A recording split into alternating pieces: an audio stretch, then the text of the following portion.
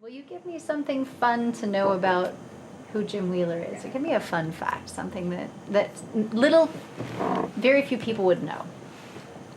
Oh, there's really not that much that's fun about me there, Jennifer. I enjoy, of course, being with my family and my adopted family. I have, a lot of hobbies such as golf, and of course, I raised horses for many years, so that was a hobby for many years, and just enjoy life. Life itself is good. I understand you have a chapter in a book. Will you share a little fun fact about that as well, since you never do any shameless self-promotion? Yeah, I wrote a chapter for a book called Launch. It's about overcoming obstacles and creating success for yourself.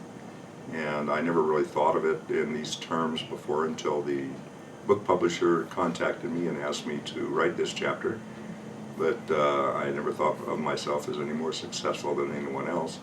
But as I go back and look at the chapter in the book, I guess I was pretty successful and still am. And you know, you don't blow your own horn and you don't think, oh, gee, I'm great and successful. So, and then you look back and go, I've done some pretty good things in my life. Well, I grew up in Southern California. My mom died when I was very little. I was 2 at the time. And I kind of split my time between my uncle's ranch and my father's business was in the automotive business. So when we were growing up, we kind of lived in 2 worlds. And eventually in my business, I went into the automotive business after the United States Air Force, and I even worked on the police department for a little while.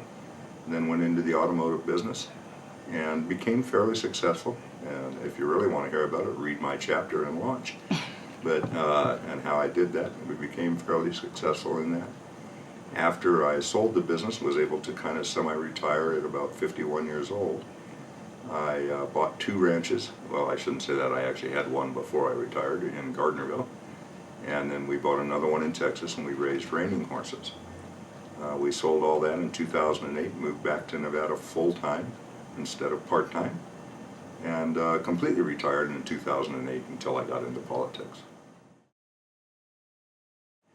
Well, I always wanted to live in Nevada. When I was a kid growing up, as I said, I worked on ranches and was kind of splitting my time between the automotive world and the ranching world. And I used to come up in the summertime here to the Carson Valley and work on ranches for people like Clarence Burr and Julian Smith, some other ranches, and I would spend my summers here. I knew that this was the place that I always wanted to live. It's the most beautiful place on earth. And when I was finally able to afford it, we made it happen. Well, after being retired for a while, I realized that things weren't actually going the way I wanted them to go. I came to Nevada because it was the freest state and the freest country on earth. And I saw our freedom start slipping away. And so I ended up getting into politics, was kind of talked into it. I was speaking to our then Congressman Dean Heller, who said that I should probably be in politics, and I laughed at him and said, there's about the last thing I want to do. And he looked at me and said, and that's exactly why you should do it right there.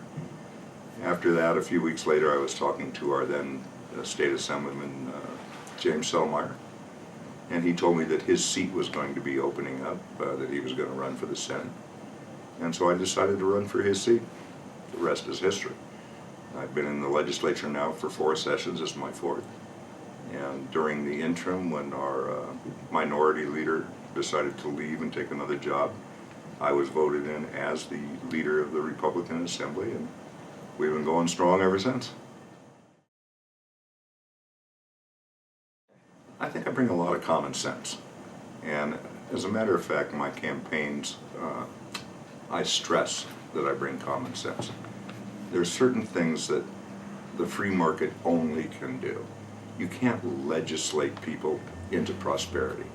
The free market can give you prosperity, and that's just common sense. So that's what I bring to this legislature. Of course, some leadership abilities as a CEO of a company. Obviously, I know how business works and what works for business and the people of my state. We're going to be playing a lot of defense because we're in a very, very minority role on the Republican side. So what we have to look out for here more than anything is adhering to our Constitution and adhering to the values of this state. That's what we really need to look for, and that's truly my passion. We have to adhere to the values of this state and common sense. So I'm hoping that we'll have a good dialogue and vigorous debate. We must have vigorous debate. I'm here to help my constituents. And the other side of the aisle needs to understand that we're going to debate that hard, and then afterwards we can go have a beer. Well, my district is Douglas County, Story County, and the northern tip of Lyon County that connects Douglas and Story, Dayton and Mount House. And it's a rural district. It's one of the actually most affluent districts in the state per capita. But the main thing about my district that is so wonderful is that it's so engaged. Everyone knows who their assemblyman is, who their senator is, who their congressman is. It's such an engaged district that in the 2016 presidential election, it led the state with a 94% turnout for the election. That's how engaged we are. And by the way, Republicans turned out during that election at 97%. So I love my district. It's great. I can talk to anybody in the district about anything, and they're up on it. It's wonderful. Including the kids. Including the kids. Yes, the kids are in our high schools, etc. A lot of kids in the ME-Phi program down there. A lot of the kids in the Boys and Girls Club, etc. They're up on everything that's going on, and they want to learn. I mean, it's the way things used to be in Nevada all the time. That's what Douglas County, Story County, what District 39 is all about. It's the way things used to be.